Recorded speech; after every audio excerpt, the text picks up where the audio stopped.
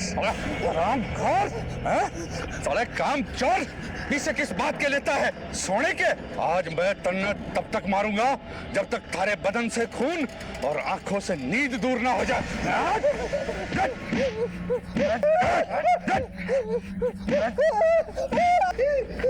आज के बाद दिखाई मत पड़ना, उठाकर फेंक दो सारे को बाहर। मारो जितना हिसाब बनता जाओ, पहले मुझे लौटा दो तो मैं चला जाऊं। हिसाब की तो तू बात ही मत कर कान जी। तने जितना हमारा नुकसान करवाया है ना, उल्टे भारे पीछे थारे पे निकलेंगे। मालिक, जितना मेरा पैसा बनता चल उतना ही मांग रहा हूं, नहीं तो मरबा के बाद मेरी लाश दे देना पड़ेगा। यही वजह थी कि कांजी ने खुदकुशी कर ली। परिवार चलाना मुश्किल था, कर्ज में दबा हुआ था, और रतन के जुल्मों को कब तक सहता। ये रतन मिलेगा कहाँ? भवानी मंडी भाग गया साहब, लेकिन अभी भी उसका घर और जमीन यहाँ पर है। कहाँ तक भागेगा साल, कभी ना कभी तो आवेगा।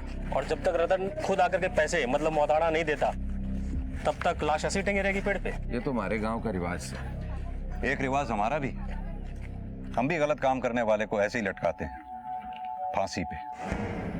ये कांजी के साथ जो कुछ भी हो रहा है ना, वो गलत है। सूर्यभान, ये केस सिर्फ छोटे गांव में आत्महत्या का नहीं है, गांव वालों की मान्यताओं का है। सदियों से चली आ रही इस प्रथा को वो इतनी आसानी से तोड़ने नहीं देंगे। मुश्किल ये है कि हम चाह रहे हैं, गांव वालों से निपटना इतना आसान नहीं है। अगर कांजी को गांव से बाहर निकालना है तो हमें भी अपनी ताकत गांव वालों के बराबर करनी होगी। सर, अगर आप कहें तो मैं एक्स्ट्रा फोर्स का इंतजाम करूं। हाँ बिल्कुल सर, करो, बैठो जल्दी, चलो। एक्स्ट्रा फोर्स तो हमें मिल जाएगी सूर्यभान, पर शायद इस प्रोसेस में थोड़ा वक्त लगेगा। ये गांव भी तो कुछ ज्यादा दूर है अपनी चौकी से। तुम्हें क्या लगता है, कांजी को आत्महत्या करने के लिए किसी ने उकसाया होगा क्या? हो सकता है। साहब जी, कान जी मोटी चमड़ी का था, ऐसा हो ही नहीं सकता कि उसने आत्महत्या की हो। कान जी को जरूर किसी ने मारा है, और साहब बलि का बकरा मन्ना बना दिया, इसीलिए मैंने गांव छोड़ना पड़ा। आप इतने यकीन के साथ कैसे कह सकते हैं कि कांजी को किसी ने मारा ही होगा? जब मैंने कान जी को नौकरी से निकाला तब वो 1 महीने तक गायब था। मैंने सोचा उसने किसी और जगह काम पकड़ लिया होगा और रात दिन दारू पीकर वहीं पड़ा रहता होगा। पर साहब जी, अचानक उसके बारे में एक दिन एक खबर मिली।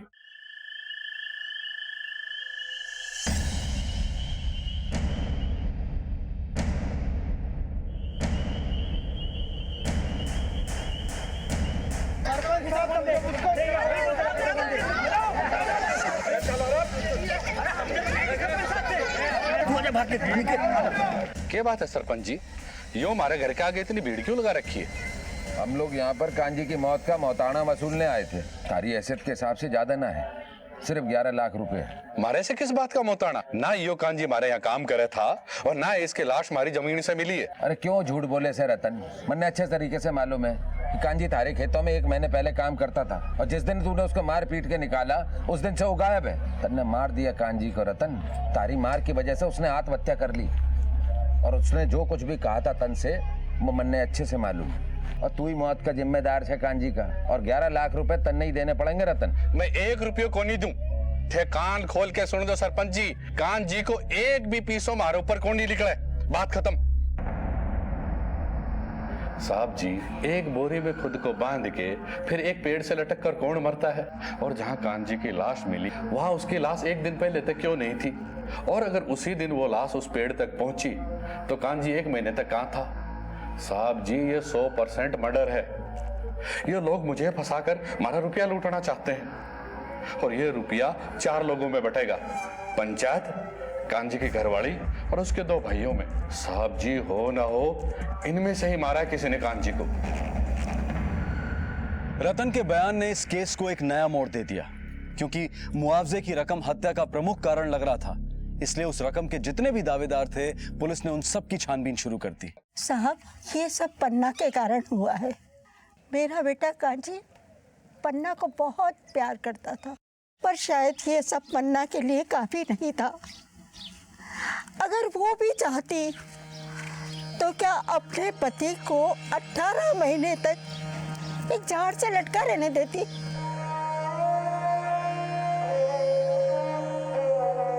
किसी को कांजी की परवाह नहीं है। सब अपने फायदे में लगे हुए हैं। ये कांजी को ऊपर लटकाने में कई लोगों के ईमान नीचे गिरे हैं। कांजी की माँ को कांजी की पत्नी पन्ना पे डाउट है। रतन ने भी इशारा पन्ना की तरफ किया था। ये पन्ना का मामला कुछ ज्यादा ही उलझा हुआ लग रहा है।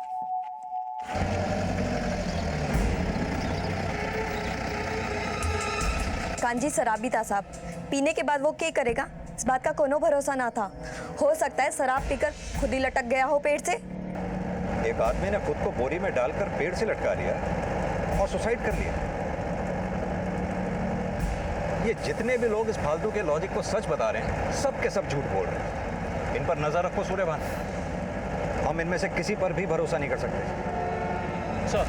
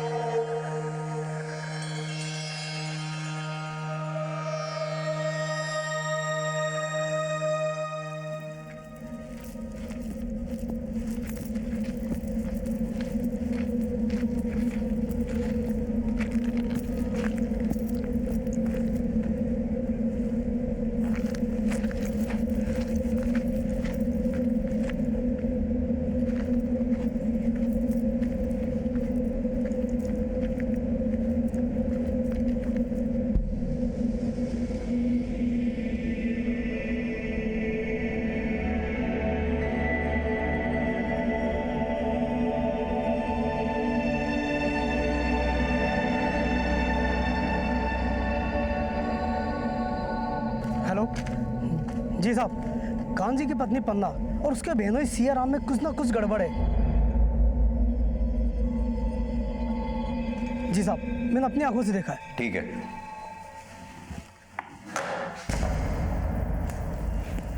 इसका मतलब कांजी की पत्नी पन्ना का चक्कर सियाराम के साथ चल रहा है। एक तरफ तो कांजी की लाश कब्र में दफन भी नहीं हुई और दूसरी तरफ हमारे सामने हर रिश्ते का सच कब्र खोद के निकल रहा है। कहीं यही वजह तो नहीं जिसकी हमें तलाश है? हो सकता है सर। एक विधवा का एक बच्चे के साथ जिंदगी को आगे बढ़ाना क्या होता है साहब, वो आप ना समझ सकोगे, क्योंकि हमारे समाज में तो औरतों पे कीचड़ उछालने से मर्दानगी साबित हो गए। सियाराम ने हमारे में दिलचस्पी दिखाई और कांजी के जाने के बाद मुझे भी किसी का सहारा चाहिए था। हम दोनों की ज़रूरतें मेल खाती थी और यही कारण था कि हम दोनों का मिलना शुरू हो गया। और इसके बाद तुमने रिश्ते बना लिए? वो हमारा सबसे ज़्यादा ख्याल रखता है। कांजी भी हमारा ख्याल रखता था, पर सियाराम उससे भी ज़्यादा हमारा ख्याल रखता है और इतना ही काफ़ी है हमारे लिए। पन्ना को ये बात ज्यादा अच्छी लगती है कि सियाराम उसका सबसे ज्यादा ख्याल रखता है। अब पता ये करना होगा कि सियाराम पन्ना प्रेम गाथा कांजी की मौत के बाद शुरू हुई या कांजी की मौत के पहले से ही? हुकुम साहब, हमारे को क्या लेना देना कांजी की मौत से, और वैसे भी उसके पत्नी के साथ मैं पिछले 1 साल से ही हूँ, मतलब कांजी के मौत के 6 महीने बाद से। और आपको अगर ये जानना है ना कि कांजी ने आत्महत्या किया कि उसका खून हुआ, तो ये बात आपको कांजी के भाई केदार और भानु ने पता चलेगा।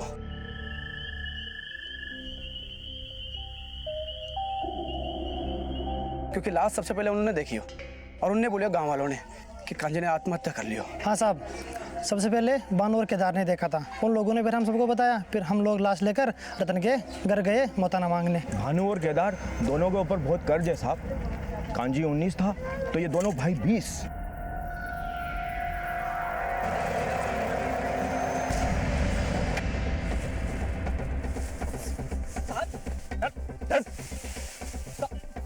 तुम दोनों ने साथ मिलकर कांजी को ऊपर लटकाया, मगर वो बोरी में डाले जाने से पहले मर चुका था। आप क्या बोल रहे हो? कहीं को नहीं समझ में आ रहे हो साहब। कोई बात नहीं, ये सुनने की आदत है हमें। ये केस सॉल्व होना हो, मगर तुम दोनों के मौताने में हमारा हिस्सा पक्का है। साहब मैं सब बता दूंगा साहब, मारो मत साहब, मैं सब बता दूंगा। बता। साहब, ये बात सच है कि हमारे ऊपर बहुत कर्ज है। गांव में हर आदमी के ऊपर कर्ज है साहब, पर मैंने कांजी को ना मारियो साहब। तो फिर किसने मारा? साहब वो उस दिन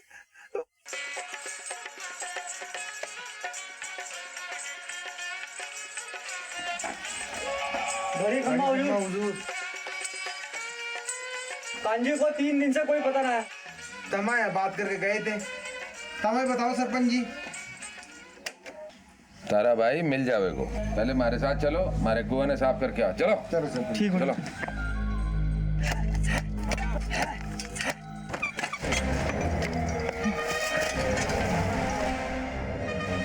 पर साहब कुएं से पानी ना निकला, कांजी की लाश मिली।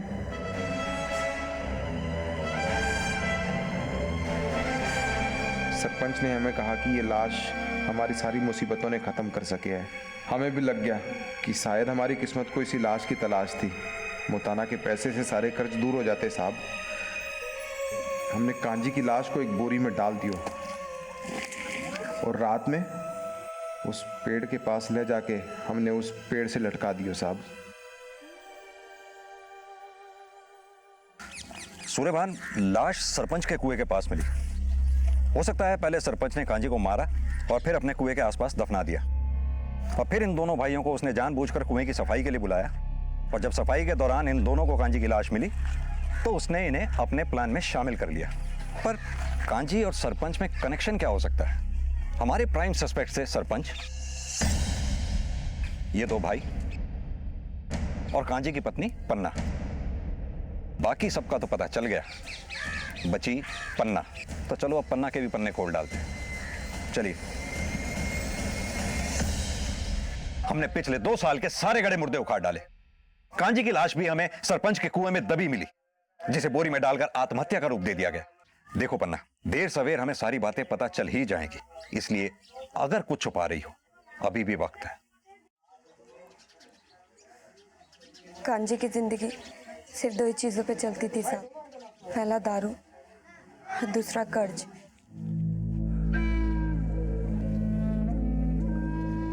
ये तो खाली हो गई गांजी, और पिएगा? एक काम कर, अपनी घरवाली ने लेके आ। बहुत जोर से भूख लाग रही है, वो हमारे लिए खाना बनाएगी और मैं तेरे लिए दारू लेके आता। चल खड़ा। गाड़ी कम मालिक। मालिक ये रही मारी लोकाई, खाना एकदम चौको बनावे मालिक।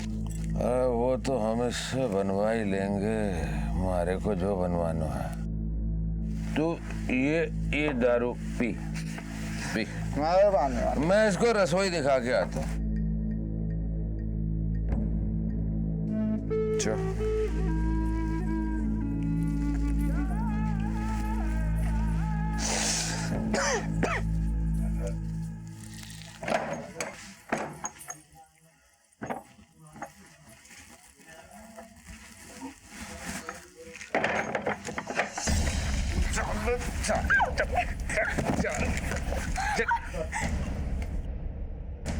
अगले दिन जब कांजी को सब समझ में आया, वो सीधा सरपंच के घर उससे लड़ने पहुंच गया। ये क्या किया तने मारे साथ? तने मारी को धोखा देके मारी लुकाई के साथ।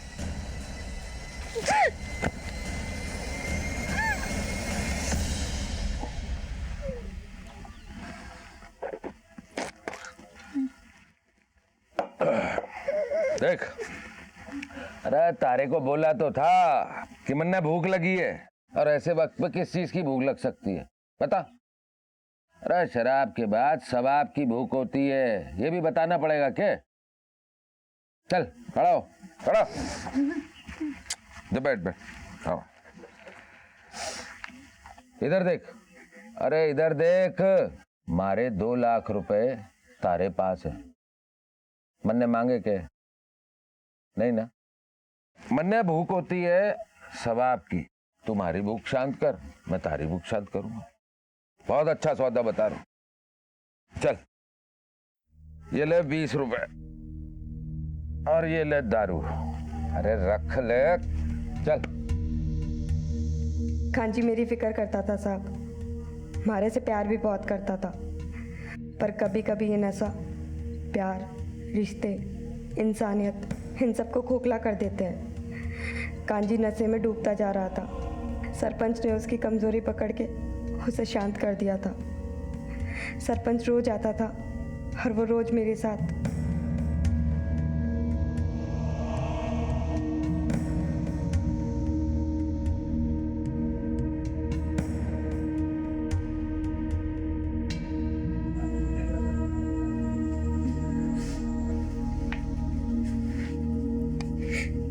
हम जात से भी छोटे हैं और पैसे से भी गरीब है साहब।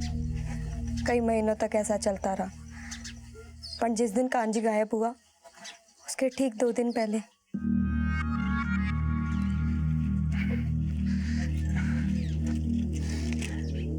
अपनी जिंदगी के सारे पाप धुल जावेंगे। तू परेशान ना हो। देख देख, मन ने दारू छोड़ दी है, भले ही मन ने भूखों मरना पड़े, पर तन्ने सरपंच की भूख ना बनने देंगे। ओ कांजी, तुझे सरपंच साहब ने अभी के भी बुलाया है। तू अपनी बोतल उठा और उन्हें अपनी उठाने दे। निकल जा यहाँ से और जाके कहते अपने सरपंच से उसकी और मेरी यारी दोस्ती खत्म। 2 दिन में उसके 2 लाख रुपए उसे ला के दूंगा और उसके बाद यहाँ आने की हिम्मत ना कर। जा निकल जा। फिर वो 2 दिन कभी नहीं आया साहब। आई तो कांजी की खबर। आप मेरी बहन से क्या पूछताछ कर रहे हैं? अरे पूछताछ करनी है तो उनसे जाकर कीजिए, जो हाँ सब बातों का जिम्मेदार है। जब किसी गरीब का फायदा उठाकर उसका शोषण किया जाता है तो नुकसान सिर्फ उस गरीब का नहीं बल्कि पूरे समाज का होता है, क्योंकि ये सोच समाज की उस विकृत मानसिकता को दर्शाती है जिसे अब सुधरने की जरूरत है। गांव का सरपंच भी इसी मानसिकता का शिकार था। उसने अपने रुतबे और स्थान का फायदा उठाकर एक गरीब औरत का शोषण किया, और जब कांजी ने इस बात का विरोध करना शुरू किया तो जाहिर है सरपंच को यह बात हजम नहीं हुई होगी। लेकिन क्या सरपंच ने ही कांजी को अपने रास्ते से हटा दिया?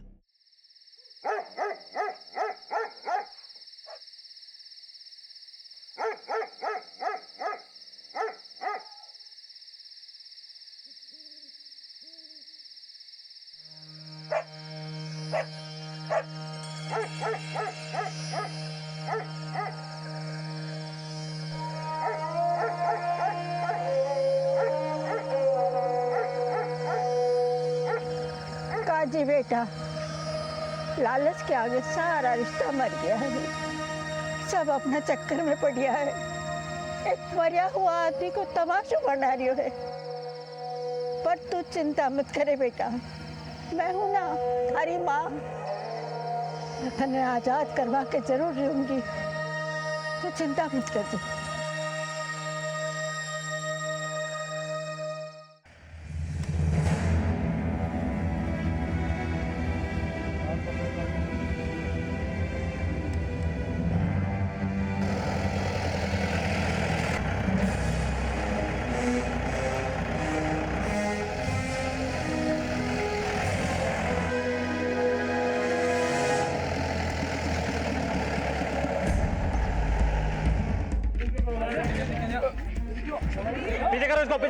पीछे करो, पीछे करो। आराम से आराम से आराम से पीछे करो। पीछे चल, पीछे। आराम से। कैसे? इसको अंदर बंद कर। अम्मा जी, पोस्टमार्टम के बाद आपको आपका बेटा सौंप देंगे, और हो सकता है शायद तब तक खूनी भी कानून की गिरफ्त में हो।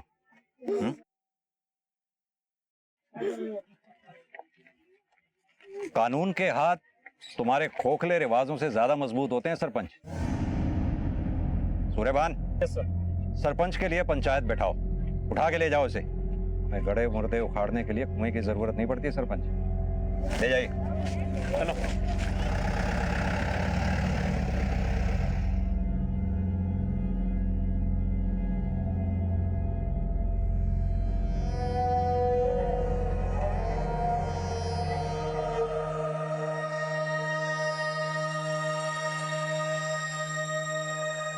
देखो दरोगा साहब, मैंने कांजी का खून नहीं करा। आप ही बताओ, वो कांजी नंगा फकीर 20-20 रुपए हमारे से लेता था, हमारे से। आखिर वो 2 लाख रुपए कहां से लाता? अरे उसकी लुगाई झूठ बोल रही है। वो अपने छोटे भाई उपेंद्र को बचा रही है। उपेंद्र और कांजी का झगड़ा था। साले कमीन, मेरी बहन को सरपंच के पास, तेरी मजाल, सरपंच के पास। उपेंद्र को मारे और पन्ना के बीच में जो कुछ चल रहा था वो सब पता चल चुका था, इसीलिए उसने कांजी को पीटा भी था।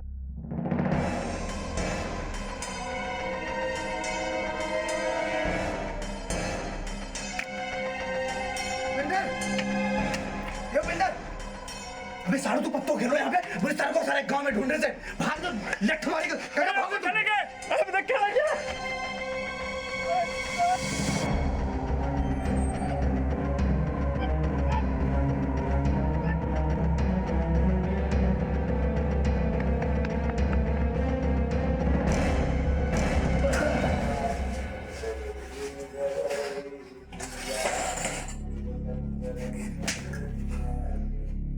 क्या लगा था तुझे?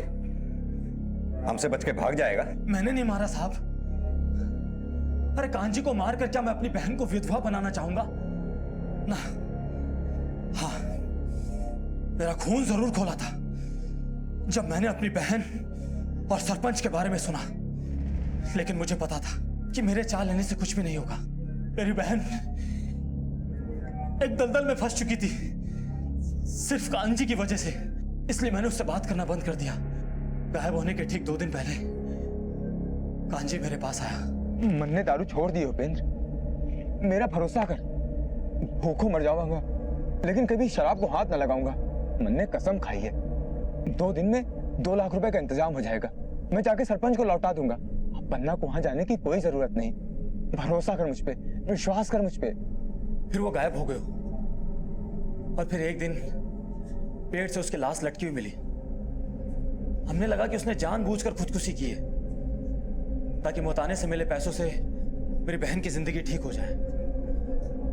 मुझे इस बात का अंदाजा भी नहीं था कि उसने आत्महत्या नहीं की है, बल्कि उसकी हत्या हुई है।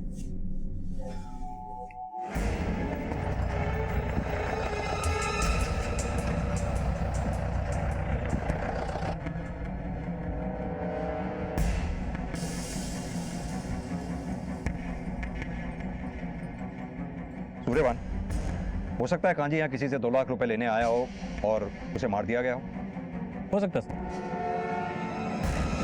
सर। कांजी की ऑटोप्सी रिपोर्ट आ गई है। स्कल पे क्रैक है। कांजी के सर पे किसी ने वार किया था।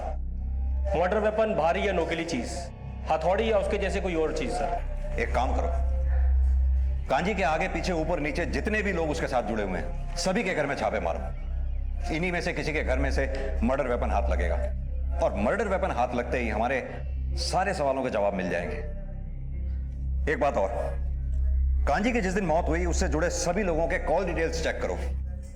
यहां तक कि अगर गांव में पीसी और लैंडलाइन जो भी है चेक करो, उस दिन की सारी कॉल डिटेल्स। यकीन मानो हम केस को सॉल्व करने के बहुत करीब हैं सूर्यभान।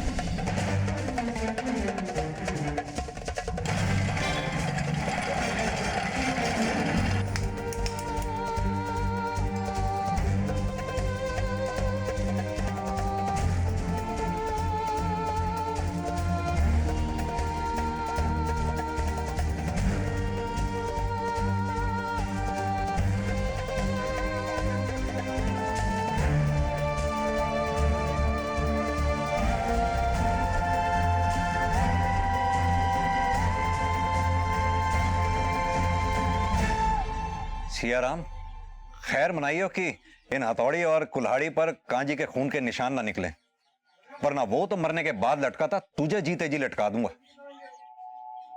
चलो सूर्यभान। सर रिपोर्ट आ चुकी है। लोहार के यहां से मिले कुल्हाड़ी के हैंडल में ब्लड ट्रेसेस मिले हैं जो कांजी के डीएनए से मैच करते हैं सर। क्या साहब, ये कुल्हाड़ी तो मैंने सियाराम ने आके बेची थी। तुझे कैसे पता कि इतने सारे औजारों में यही कुल्हाड़ी तुझे सियाराम ने बेची थी? साहब मैं तो बढ़ई और मिस्त्री का छोटो मोटो औजारी बनाऊं, कुल्हाड़ी तो कभी बनाई नहीं। कुल्हाड़ी भारी थी सो रख लिया, सोचे कि गला दूंगा।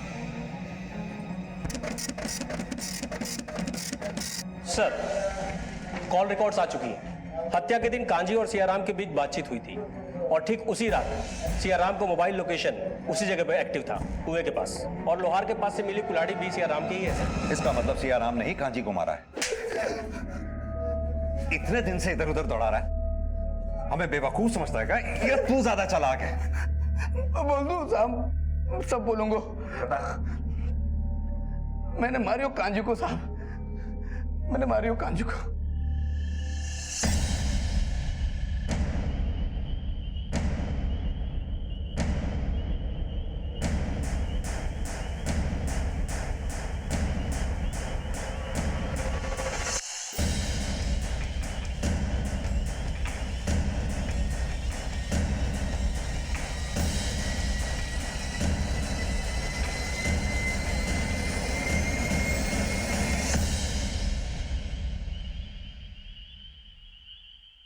भाइयों, नरेंद्र की लाश लक्ष्यराज की जमीन पर मिली से। नरेंद्र लक्ष्यराज की जमीन पर काम करे था। अब लक्ष्यराज ने नरेंद्र को 8 लाख रुपए मोहताना के देने पड़ेंगे। लक्ष्यराज, चल भाई, मोहताना के पैसे दे।